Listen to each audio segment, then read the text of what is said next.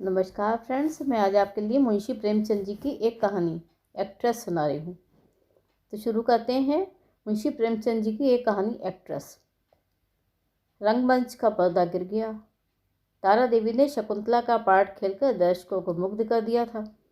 जिस वक्त वो शकुंतला के रूप में राजा दुष्यंत के सम्मुख खड़ी ग्लानि, वेदना और तिरस्कार से उत्तेजित भावों को आग्नेय शब्दों में प्रकट कर रही थी, दर्शक वृंद शिष्टता के नियमों की उपेक्षा करके मंच की ओर उन्मत्तों की भांति दौड़ पड़े थे और तारा देवी का यशोगान करने लगे थे।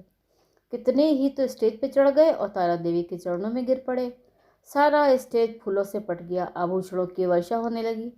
यदि उसी क्षण मेनका का विमान नीचे आकर उसे उड़ा न ले जाता तो कदाचित उस धक्कम धक्के में 10-5 आदमियों की जान पर बन जाती। मैनेजर ने तुरंत आकर दर्शकों को गुण ग्राहकता का धन्यवाद दिया और वादा भी किया कि दूसरे दिन फिर वही तमाशा होगा। तब लोगों का मोहननाद शांत हुआ, मगर एक युवक उस वक्त भी मंच पर खड़ा रहा। लंबे कद का था, तेजस्वी मुद्रा, कुंदन का सा रंग, देवताओं का सा स्वरूप, गठी हुई देह, मुख से एक ज्योति सी प्रस्फुटित हो रही थी। कोई राजकुमार मालूम हो रहा था। जब सारे दर्शक गण बाहर निकल गए, उसने मैनेजर से पूछा, क्या मैं तारा देवी से एक क्षण के लिए मिल सकता हूँ? मैनेजर ने उपेक्षा के भाव से कहा, हमारे यहाँ ऐसा नियम नहीं है। युवक ने फिर पूछा, क्या आप मेरा कोई पत्र उनके पास भेज सकते हैं? मैनेजर ने उसी उपेक्षा के भाव से कहा, जी नहीं, क्षमा कीजिएगा, ये हमारे नियमों के विरुद्ध है। युवक ने और कुछ न कहा। निराश होकर स्टेज के नीचे उतर पड़ा और बाहर जाना ही चाहता था कि मैनेजर ने पूछा, ठहर जाइए, आपका कार्ड? युवक ने जेब से कागज़ का एक टुकड़ा निकालकर कुछ लिखा और दे दिया। मैनेजर ने पुर्जे को उड़ती हुई निगाह से देखा। कुंवर निर्मलकांत चौधरी, OBI। मैनेजर की कठोर मुद्रा कोमल हो गई। कुंवर निर्मलकांत शहर के सबसे बड़े रईस और ताल्लुकेदार, साहित्य के उज्ज्वल रत्न, संगीत के सिद्धहस्त आचार्य, उच्च कोटि के विद्वान, 8-10 लाख सालाना के नफेदार, जिनके दान से देश की कितनी ही संस्थाएं चलती थी, इस समय एक क्षुद्र प्रार्थी के रूप में खड़े थे। मैनेजर अपने उपेक्षा भाव पर लज्जित हो गया। विनम्र शब्दों में बोला, माफ़ कीजिएगा, मुझसे बड़ा अपराध हुआ। मैं अभी तारा देवी के पास हुजूर का कार्ड लिए जाता। कुंवर साहब ने उसे रुकने का इशारा करके कहा, नहीं, अब रहने दीजिए, मैं कल 5 बजे आऊँगा। इस वक्त तारा देवी को कष्ट होगा, ये उनके विश्राम का समय है। मैनेजर, मुझे विश्वास है कि वो आपकी खातिर इतना कष्ट सहज सह लेंगी। मैं 1 मिनट में आता हूँ। किंतु कुंवर साहब अपना परिचय देने के बाद अब अपनी आतुरता पर संयम का पर्दा डालने के लिए विवश थे। मैनेजर को सज्जनता का धन्यवाद दिया और कल आने की बात करके चले गए। तारा एक साफ सुथरे और सजे हुए कमरे में मेज के सामने किसी विचार में मग्न बैठी थी। रात का वो दृश्य उसकी आंखों के सामने नाच रहा था। ऐसे दिन जीवन में क्या बार बार आते हैं? कितने मनुष्य उसके दर्शनों के लिए विकल हो रहे थे, बस एक दूसरे पर फट पड़ते थे। कितनों को उसने पैरों से ठुकरा दिया था, हाँ, ठुकरा दिया था, मगर उस समूह में केवल एक दिव्य मूर्ति अविचल रूप से खड़ी थी। उसकी आंखों में कितना गंभीर अनुराग था, कितना दृढ़ संकल्प। ऐसा जान पड़ता था मानो दोनों नेत्र उसके हृदय में चुभे जा रहे हों। आज उस पुरुष के दर्शन होंगे या नहीं, कौन जानता है, लेकिन यदि आज उनके दर्शन हुए तो तारा उनसे एक बार बातचीत किए बिना न जाने देगी। ये सोचते हुए उसने आईने की ओर देखा। कमल का फूल सा खिला था। कौन कह सकता था कि यह नव विकसित पुष्प 35 वर्षों की बहार देख चुका है। ये कांति, वो कोमलता, वो चपलता, वो माधुर्य किसी नव यौवना को लज्जित कर सकता था। तारा एक बार फिर हृदय में प्रेम का दीपक जला बैठी। आज से 20 साल पहले एक बार उसको प्रेम का कटु अनुभव हुआ था। तब से वो एक प्रकार का वैधव्य जीवन व्यतीत कर रही थी। कितने प्रेमियों ने अपना हृदय उसको भेंट करना चाहा था, पर उसने किसी की ओर भी आंख उठाकर न देखा। उसे उनके प्रेम में कपट की गंध आती थी, मगर आज उसका संयम उसके हाथ से निकल गया। एक बार फिर आज उसे हृदय में उसी मधुर वेदना का अनुभव हुआ जो 20 साल पहले हुआ था। एक पुरुष का सौम्य स्वरूप उसकी आंखों में बस गया, हृदय पट पर खिंच गया। उसे वो किसी तरह भूल न सकती थी। उसी पुरुष को उसने मोटर पर जाते देखा होता तो कदाचित उधर ध्यान भी न करती, पर उसे अपने सन्मुख प्रेम का उपहार हाथ में लिए देखकर वो स्थिर न रह सकी। सहसा दाई ने आकर कहा, बाई जी, रात की सब चीज़ें रखी हुई हैं, कहिए तो लाऊं? तारा ने कहा, नहीं, मेरे पास चीज़ें लाने की ज़रूरत नहीं। मगर ठहरो, क्या क्या चीज़ें हैं? एक ढेर का ढेर तो लगा है बाई जी। कहाँ तक गिनाऊँ? अशर्फियाँ हैं, ब्रोचेस, बाल के पिन, बटन, लॉकेट, अंगूठियाँ सभी तो हैं। एक छोटे से डिब्बे में एक सुंदर हार है। मैंने आज तक वैसा हार नहीं देखा। सब संदूक में रख दिया है। अच्छा, वो संदूक मेरे पास ला। दाई ने संदूक लाकर मेज़ पर रख दिया। इधर एक लड़के ने एक पत्र लाकर तारा को दिया। तारा ने पत्र को उत्सुक नेत्रों से देखा। कुंवर निर्मलकांत, OBI। लड़के ने पूछा, ये पत्र किसने दिया है? वो तो नहीं जो रेशमी साफा बांधे हुए था। लड़के ने केवल इतना कहा है, मैनेजर साहब ने दिया है, और लपका हुआ बाहर चला गया। संदूक में सबसे पहले डिब्बा नजर आया। तारा ने उसे खोला तो सच्चे मोतियों का सुंदर हार था। डिब्बे में एक तरफ एक कार्ड भी था। तारा ने लपक कर उसे निकाल लिया और पढ़ा, कुंवर निर्मलकांत। कार्ड उसके हाथ से छूट कर गिर पड़ा। वो झपट कर कुर्सी से उठी और बड़े वेग से कई कमरों और बरामदों को पार करती मैनेजर के सामने आ खड़ी हुई। मैनेजर ने खड़े होकर उसका स्वागत किया और बोला, मैं रात की सफलता पर आपको बधाई देता हूँ। तारा ने खड़े खड़े पूछा, कुंवर निर्मलकांत क्या बाहर हैं? लड़का पत्र देकर भाग गया। मैं उससे कुछ पूछ न सकी। कुआं साहब का रुक्का तो रात ही तुम्हारे जाने के बाद मिला था, तो आपने उसी वक्त मेरे पास क्यों न भेज दिया? मैनेजर ने दबी जबान से कहा, मैंने समझा तुम आराम कर रही होगी, कष्ट देना उचित न समझा। और भाई साफ बात यह है कि मैं डर रहा था कहीं कुंवर साहब को तुमसे मिलाकर तुम्हें न खो बैठूं। अगर मैं औरत होता तो उसी वक्त उसके पीछे हो लेता। ऐसा देवरूप पुरुष मैंने आज तक नहीं देखा। वही जो रेशमी साफा बांधे खड़े थे तुम्हारे सामने, तुमने भी तो देखा था। तारा ने मानो अर्ध निद्रा की दिशा में कहा, हाँ देखा तो था। क्या वो फिर आएंगे? हाँ, आज शाम 5 बजे। बड़े विद्वान आदमी हैं और इस शहर के सबसे बड़े रईस। आज मैं रिहर्सल में ना आऊँगी, तारा ने कहा। कुंवर साहब आ रहे होंगे। तारा आईने के सामने बैठी है और दाई उसका श्रृंगार कर रही है। श्रृंगार भी इस जमाने में एक विद्या है। पहले परिपाटी के अनुसार ही श्रृंगार किया जाता था। कवियों, चित्रकारों और रसिकों ने श्रृंगार की मर्यादा सी बांध दी थी। आंखों के लिए काजल लाजमी था, हाथों के लिए मेहंदी, पाँव के लिए महावर। एक एक अंग, एक एक आभूषण के लिए निर्दिष्ट था। आज वो परिपाटी नहीं रही। आज प्रत्येक रमणी अपनी सुरुचि, सुबुद्धि और तुलनात्मक भाव से श्रृंगार करती है। उसका सौंदर्य किस उपाय से आकर्षकता की सीमा पर पहुंच सकता है, यही उसका आदर्श होता है। तारा इस कला में निपुण थी। वो 15 साल से इस कंपनी में थी और ये समस्त जीवन उसने पुरुषों के हृदय से खेलने में ही व्यतीत किया था। किस चितवन से, किस मुस्कान से, किस अंगड़ाई से, किस तरह केशों के बिखेर देने से दिलों का कत्लेआम हो जाता है। इस कला में कौन उससे बढ़कर हो सकता था? आज उसने चुन चुन कर आजमाए हुए तीर तरकश से निकाले, और जब अपने अस्त्रों से सच कर दीवान खाने में आई तो जान पड़ा मानो संसार का सारा माधुर्य उसकी बलाएं ले रहा है। वो मेज़ के पास खड़ी होकर कुंवर साहब का कार्ड देख रही थी।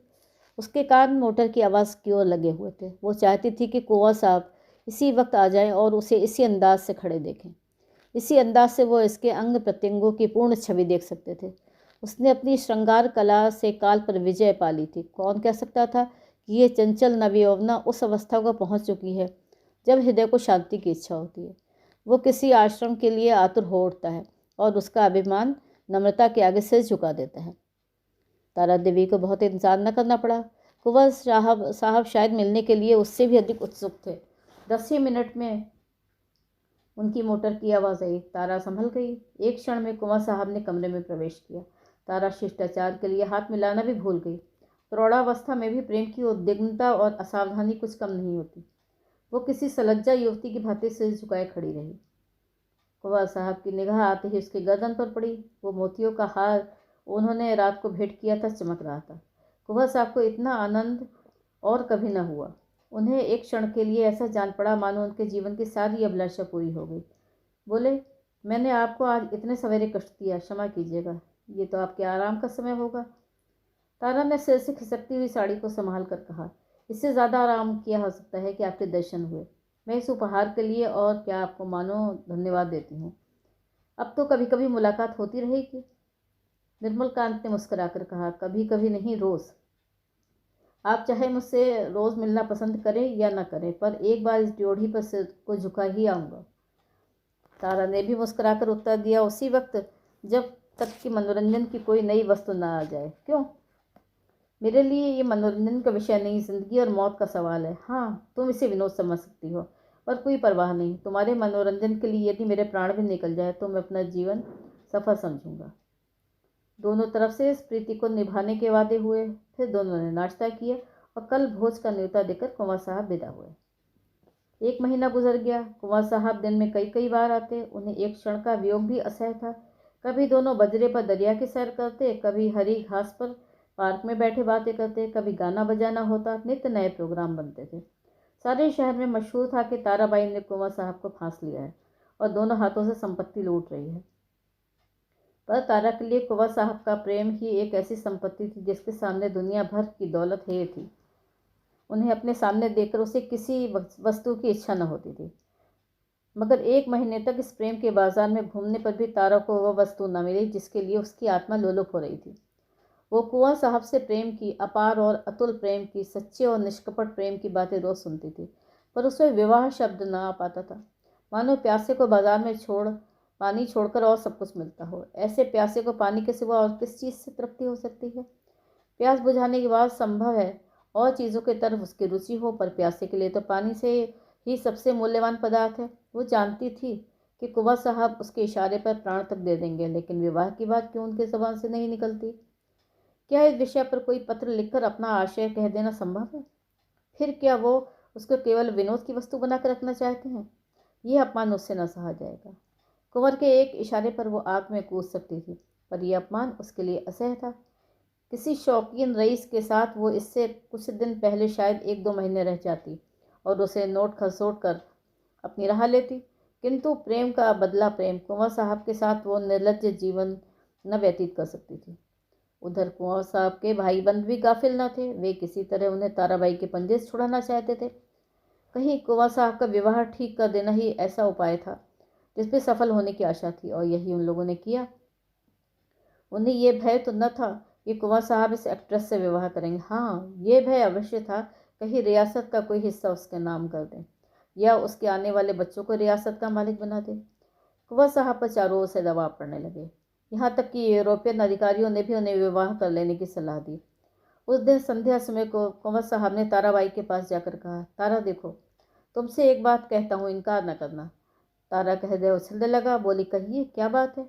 ऐसी कौन सी वस्तु है जिसे आपकी भेंट करके मैं अपने को धन्य समझूं? बात मुंह से निकलने की देर थी। तारा ने स्वीकार कर लिया और हर्षोन्माद की दशा में रोती हुई कुंवर साहब के पैरों पर गिर पड़ी। एक क्षण के बाद तारा ने कहा, मैं तो निराश हो चली थी। आपने बड़ी लंबी परीक्षा ली। कुंवर साहब ने जबान दांतों तले दबाई, मानो कोई अनुचित बात सुन ली हो। ये बात नहीं है तारा। अगर मुझे विश्वास होता कि तुम मेरी याचना स्वीकार कर लोगे तो कदाचित पहले ही दिन मैंने भिक्षा के लिए हाथ फैलाया होता, पर मैं अपने को तुम्हारे योग्य नहीं पाता था। तुम सद्गुणों की खान हो और मैं जो हूँ वो तुम जानती हो। मैंने निश्चय कर लिया था कि उम्र भर तुम्हारी उपासना करता रहूँगा। शायद कभी प्रसन्न होकर तुम मुझे बिना मांगे ही वरदान दे दो। बस यही मेरी अभिलाषा थी। मुझ में अगर कोई गुण है तो यही कि मैं तुमसे प्रेम करता हूँ और अपनी क्षुद्रता पर लज्जित हो जाता हूँ। तुम मेरे लिए सांसारिक नहीं, स्वर्गीय हो। मुझे आश्चर्य यही है कि इस समय मैं मारे खुशी के पागल क्यों नहीं हो जाता। कुंवर साहब देर तक अपने दिल की बातें करते रहे। उनकी वाणी कभी इतनी प्रगल्भ न हुई थी। तारा से झुकाए सुनती रही, पर आनंद की जगह उसके मुख पर एक प्रकार का शोभ लज्जा से मिला हुआ अंकित हो रहा था। ये पुरुष इतना सरल हृदय, इतना निष्कपट है, इतना विनीत, इतना उदार। सहसा कुंवर साहब ने पूछा, तो मेरे भाग्य किस दिन उदय होंगे तारा? दया करके बहुत दिनों के लिए न टालना। तारा ने कुंवर साहब की सरलता से परास्त होकर चिंतित स्वर में कहा, कानून का क्या कीजिएगा? कुंवर साहब ने तत्परता से उत्तर दिया है, इस विषय में तुम निश्चिंत रहो तारा, मैंने वकीलों से पूछ लिया है। एक कानून ऐसा है जिसके अनुसार हम और तुम एक प्रेम सूत्र में बन सकते हैं। उसे सिविल मैरिज कहते हैं। बस आज ही के दिन वो शुभ मुहूर्त आएगा। क्यों? तारा सिर झुकाए रही, बोल ना सकी। मैं प्रातःकाल आ जाऊंगा, तैयार रहना। तारा सिर झुकाए रही, मुंह से एक शब्द ना निकला। कुंवर साहब चले गए, पर तारा वहीं मूर्ति की भांति बैठी रही। पुरुषों के हृदय से क्रीड़ा करने वाली चतुर नारी क्यों इतनी विमूढ़ हो गई है? विवाह का एक दिन और बाकी है। तारा को चारों ओर से बधाइयां मिल रही हैं। थिएटर के सभी पुरुषों ने अपनी सामर्थ्य के अनुसार उसे अच्छे अच्छे उपहार दिए हैं। कुंवर साहब ने भी आभूषणों से सजा हुआ एक सिंगारदान भेंट किया है। उनके 2-4 अंतरंग मित्रों ने भांति भांति के सौगात भेजे हैं, पर तारा के सुंदर मुख पर हर्ष की रेखा भी नहीं नजर आती। वो शुद्ध और उदास है। उसके मन में 4 दिनों से निरंतर यही प्रश्न उठ रहा है, क्या कुंवर साहब के साथ विश्वासघात करे? जिस प्रेम के देवता ने उसके लिए अपने कुल मर्यादा को तिलांजलि दे दी, अपने बंधुजनों से नाता तोड़ा, जिस हृदय हिमकण के समान निष्कलंक है, पर्वत के समान विशाल, उसी से कपट करे?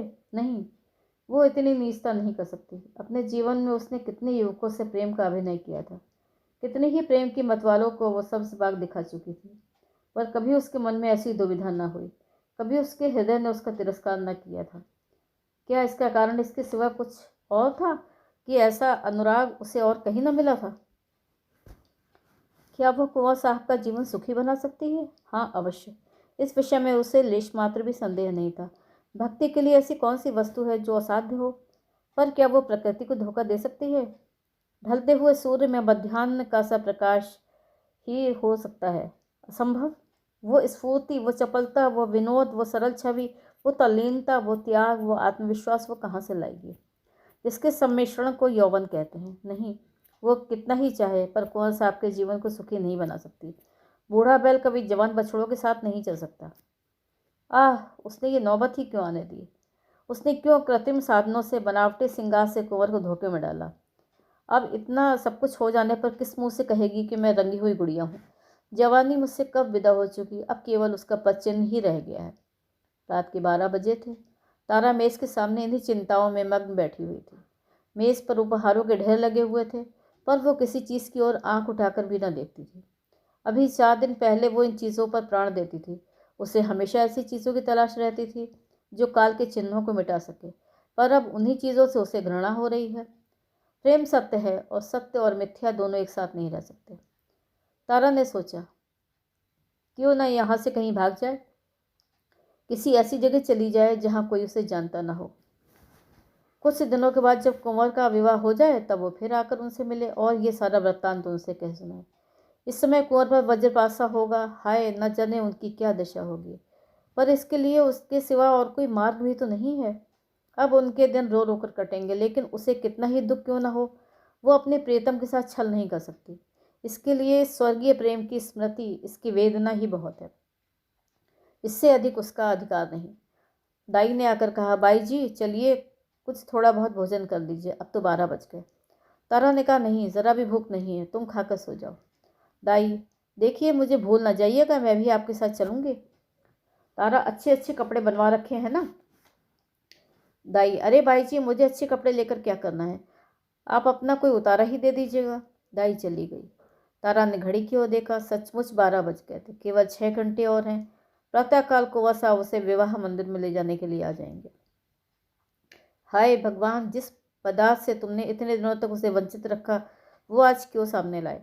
ये भी तुम्हारी क्रीड़ा।